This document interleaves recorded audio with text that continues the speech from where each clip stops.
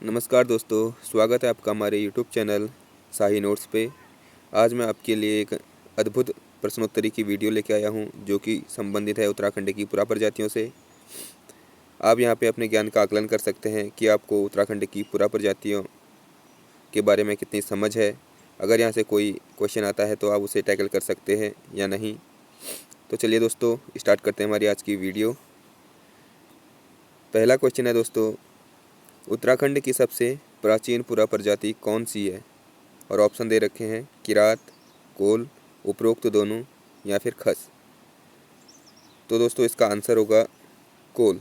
ठीक है, तो उत्तराखंड की सबसे प्राचीन पुरा प्रजाति है दोस्तों, वह कोल है।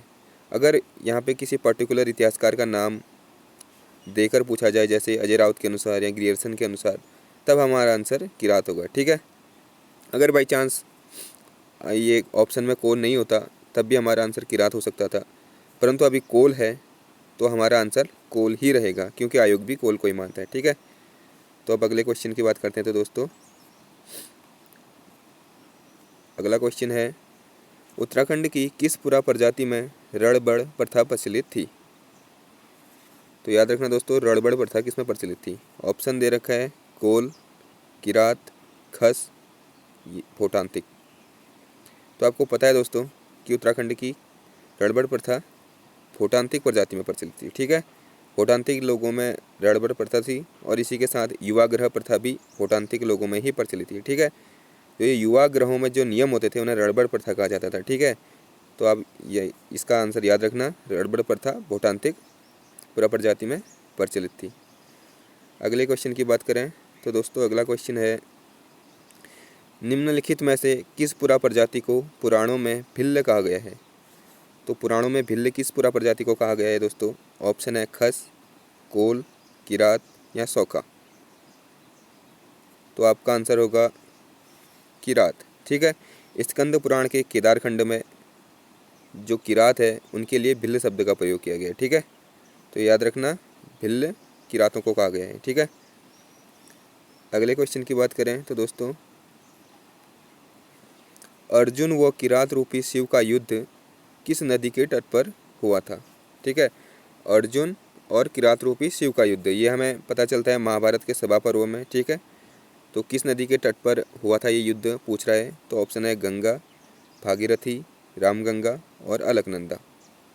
तो इसका राइट आंसर हो जाएगा दोस्तों अलकनंदा। ठीक है, जो अर्जुन और किरात रूपी शिव का युद्ध हुआ था दोस्तों, वह अलकनंदा नदी के तट पर हुआ था, श्रीनगर में। ठीक है, विल्लव केदार में, जिसे शिव प्रयाग भी कहते हैं। ये आप याद रखना। ठीक है, वेरी इंपॉर्टेंट क्वेश्चन है, पूछा जा सकता है।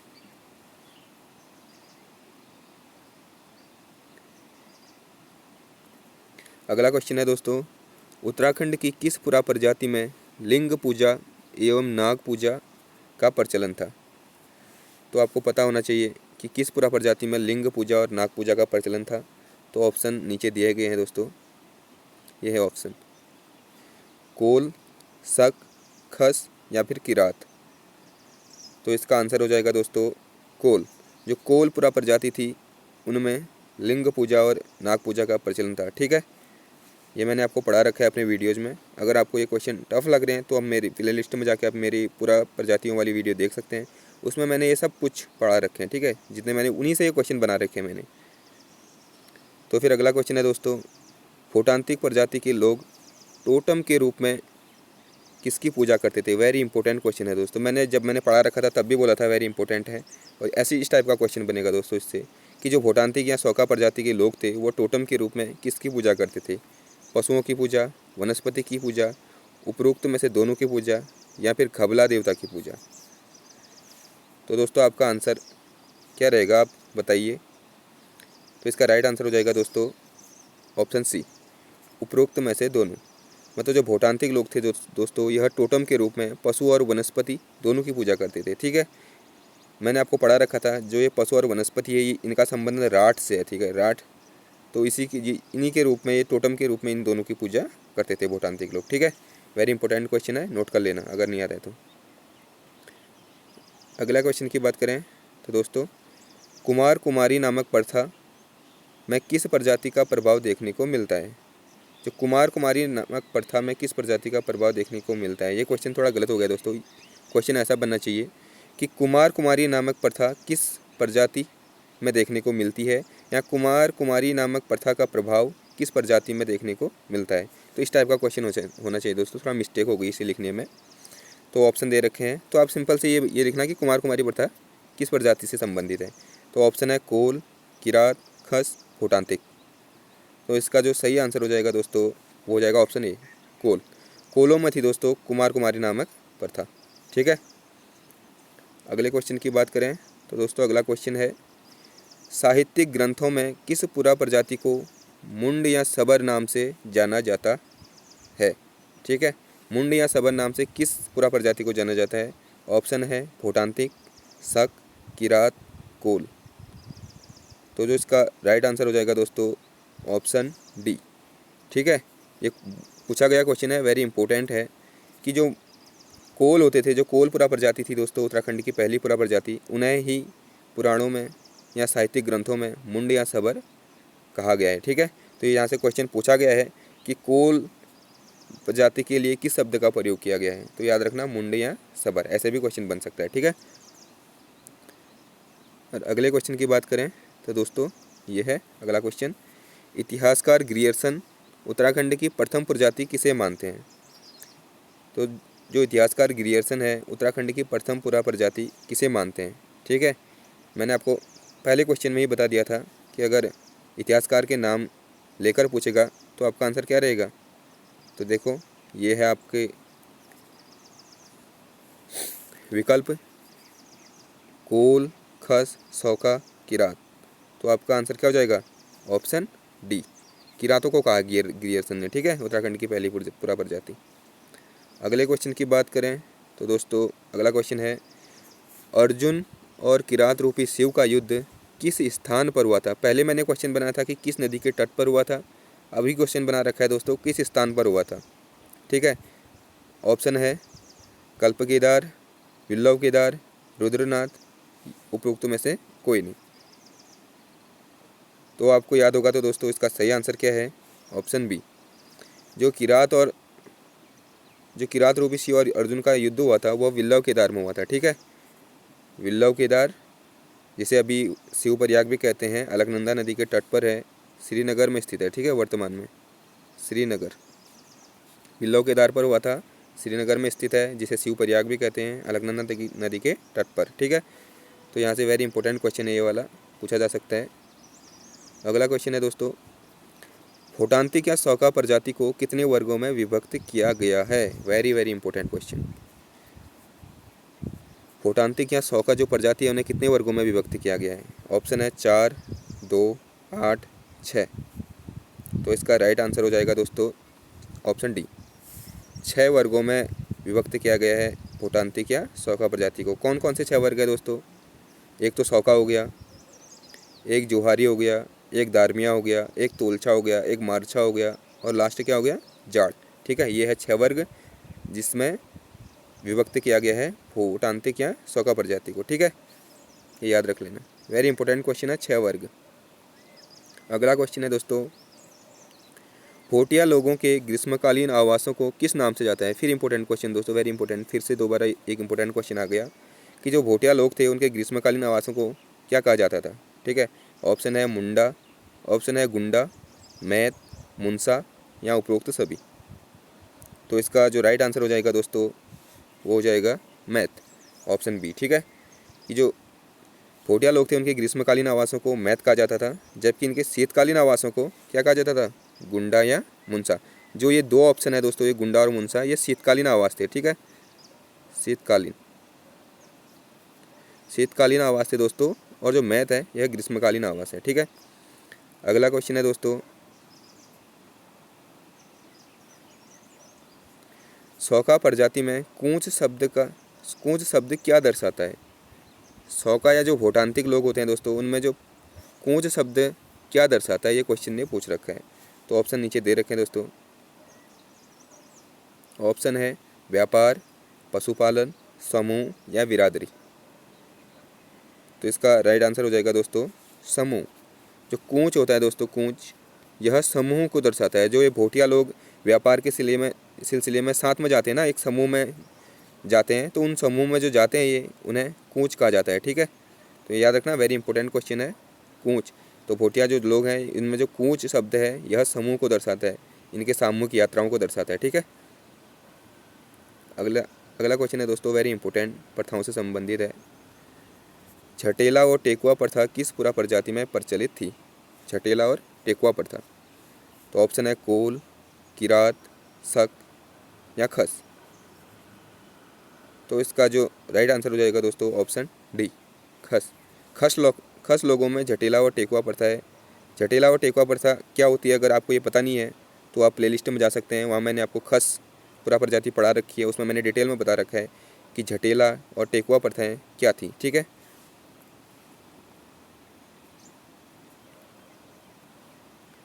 अगले क्वेश्चन की बात करें तो दोस्तों, खसों को शूद्र वर्ग के अंतर्गत किस वर्ष सम्मिलित किया गया? जो खस लोग थे दोस्तों इन्हें शूद्र वर्ग के अंतर्गत किस वर्ष में सम्मिलित किया गया? ऑप्शन है 1985, 1835, 1935, 1885।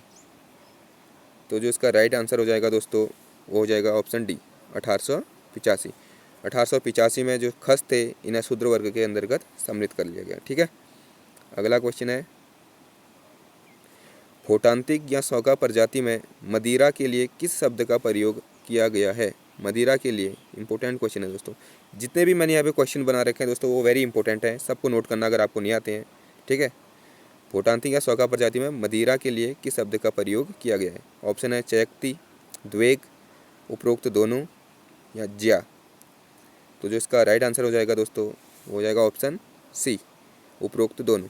जो भोटिया लोग होते हैं वो मदिरा के लिए चयक्ति तथा द्वेग दोनों शब्दों का प्रयोग करते हैं। ठीक है, और जो ज्या होती है दोस्तों ये भी एक बहुत अच्छा पेय पदार्थ होता है जो कि बहुत सी चीज़ों का मिश्रण होता है जिसे फेंट कर भोटिया लोग खाते हैं, जैसे चाय पत्ती हो गया, नमक हो गया, दूध हो गया, ठीक है, और मक्खन हो गया, इन सबको फेंट कर ज्या नामक पदार्थ बनाया जाता है। ठीक है, अगला क्वेश्चन की बात करें तो दोस्तों अगला क्वेश्चन है, निम्न में से किस पुरा प्रजाति को पाषाण योद्धि एवं बांस के वनों में निवास करने वाली कहा जाता है?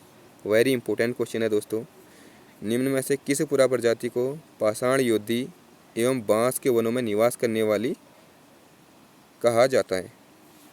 तो ऑप्शन है दोस्तों शक, खस, कोल और सौका। तो इसका जो राइट आंसर हो जाएगा दोस्तों वो हो जाएगा ऑप्शन बी, जो खस लोग हैं उन्हें पाषाण युद्धि कहा जाता है। ठीक है, तो याद रखना वेरी इंपॉर्टेंट क्वेश्चन है, पूछा जा सकता है। सभी इंपॉर्टेंट क्वेश्चन है दोस्तों क्योंकि मैंने चुन चुन कर ये क्वेश्चन बना रखे हैं, बहुत अच्छे क्वेश्चन बना रखे हैं। ठीक है, इससे टफ क्वेश्चन नहीं बन सकते हैं, जितने टफ क्वेश्चन बनने वाले हैं पुरा प्रजातियों में से मैंने वो बना रखे हैं। ठीक है दोस्तों, इन्हें आप याद रखना। अगला क्वेश्चन है, किस पुरा प्रजाति में देवदासी प्रथा का प्रचलन था? देवदासी प्रथा दोस्तों, ऑप्शन है खस, किरात, भोटांतिक, कोल। तो इसका जो राइट आंसर हो जाएगा दोस्तों वो हो जाएगा खस, ऑप्शन ए। ठीक है, खसों में ही देवदासी प्रथा का प्रचलन था, खसों में ही झटेला प्रथा, टेकुआ प्रथा, ठीक है, इन सब का प्रचलन था। अगला क्वेश्चन है दोस्तों, उत्तराखंड की कौन सी पुरा प्रजाति भ्रमणकारी प्रवृत्ति के पशुपालक थे? भ्रमणकारी प्रवृत्ति के पशुपालक थे, कौन सी पुरा प्रजाति? ऑप्शन है किरात, भोटांतिक, कोल, खस। तो इसका जो ऑप्शन जो राइट आंसर हो जाएगा दोस्तों वो हो जाएगा किरात। ठीक है, ऑप्शन ए किरात हो जाएगा कि जो किरात लोग भ्रमणकारी और पशुपालक प्रकृति के थे। ठीक है, याद रखना। अगला क्वेश्चन है, उत्तराखंड के किस पुरा प्रजाति में घर जवाई एवं जेठो प्रथा का प्रचलन था? घर जवाई और जेठो प्रथा। तो ऑप्शन है सौका, शक, कोल, खस।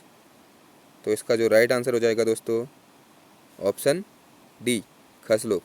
जो खस लोगों में थी घर जवाई प्रथा, जेठो प्रथा, टेकुआ प्रथा, छटेला प्रथा, देवदासी प्रथा, ठीक है, पशुबली प्रथा, ये सब प्रथाएं खसों में थी। ठीक है, इन्हें याद रखना, ये मैंने आपको पढ़ा रखा है जब मैंने खस पुरा प्रजाति आपको पढ़ा रखी होगी डिटेल में। अगला क्वेश्चन है दोस्तों, भोटिया लोग व्यापार के देवता के रूप में किसकी पूजा करते हैं?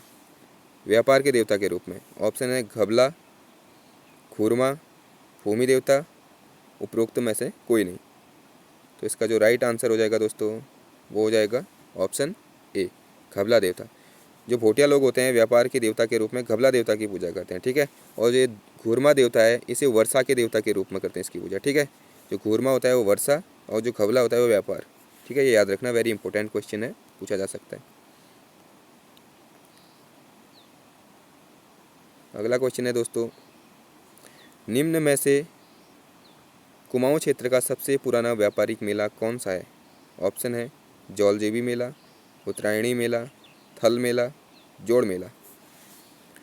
सबसे पुराना, ठीक है, कुमाऊं क्षेत्र का व्यापारिक मेला पूछ रहा है। तो ये पूछा गया क्वेश्चन है, आबकारी या सचिवालय सुरक्षा कर्मी के पेपर में पूछा गया है शायद ये, सबसे पुराना व्यापारिक मेला। तो ऑप्शन है जौलजीबी मेला, उत्तरायणी मेला, थल मेला, जोड़ मेला। तो इसका जो राइट आंसर हो जाएगा दोस्तों वो हो जाएगा ऑप्शन बी, उत्तरायणी मेला, बागेश्वर का उत्तरायणी मेला, ठीक है, जो मकर संक्रांति में लगता है, जनवरी माह में लगता है, ठीक है, बागेश्वर में। तो ये कुमाऊं क्षेत्र का सबसे पुराना व्यापारिक मेला है। और जो जौलजीबी मेला लगता है दोस्तों यह पिथौरागढ़ में लगता है, ठीक है, पिथौरागढ़ में लगता है। गोरी गंगा और काली जो नदी है, गोरी नदी और काली नदी के संगम पर लगता है जौलजीबी मेला। इसकी शुरुआत 1914 से होती थी, ठीक है दोस्तों, गजेंद्र बहादुर पाल ने की थी, याद रखना। और जो उत्तरायणी मेला ये लगता है, ये गोमती और सरयू नदी के संगम पर लगता है बागेश्वर में, ठीक है। थल मेला पिथौरागढ़ में ही लगता है। थल मेले की शुरुआत 13 अप्रैल 1939 से होती है, ठीक है, 13 अप्रैल 1939। और जो जोड़ मेला लगता है दोस्तों, ये जोड़ मेला पिथौरागढ़ में लगता है, ठीक है, याद रखना। जोड़ मेला जो जोड़ मेला लगता है ये चंपावत में लगता है, चंपावत में, वो गलती हो गई थी बोलने में। तो जोड़ मेला लगता है चंपावत में लगता है दोस्तों, रीठा मीठा साहिब में, ठीक है, याद रखना। अगला क्वेश्चन की बात करें तो दोस्तों, भोटिया लोगों का तिब्बतियों से व्यापार किस प्रणाली के द्वारा होता था? जो भोटिया लोग होते थे दोस्तों, इनका जो तिब्बतियों से व्यापार होता था उसमें किस प्रणाली का प्रयोग किया जाता था? ऑप्शन है सुलझी मुलझी, विनिमय, उपरोक्त दोनों, कोई नहीं। तो इसका जो राइट आंसर हो जाएगा दोस्तों हो जाएगा ऑप्शन बी, विनिमय। विनिमय प्रणाली के द्वारा जो भोटिया लोग होते थे वो तिब्बतियों से व्यापार करते थे, ठीक है। विनिमय प्रणाली मतलब दोस्तों मैंने आपको बता रखा है ये कि वस्तु से वस्तु, ठीक है, वस्तु से वस्तु के बदले में वस्तु देना, ये होती है विनिमय प्रणाली। डिटेल में मैंने आपको वीडियो में बता रखा है, ठीक है। मतलब इसमें पैसा वैसा नहीं दिया जाता है, वस्तु अदला बदली की जाती है, ठीक है, वस्तुओं की अदला बदली की जाती है, ये होती है विनिमय प्रणाली। जो ये सुलझी मुलझी होती थी दोस्तों, ये व्यापार संस्कार होता था, एक व्यापारिक संस्कार होता था, ठीक है, भोटिया लोगों में सुलझी मुलझी, इसके बारे में मैंने आपको पढ़ा रखा है, आप वीडियो में जाके देख सकते हैं।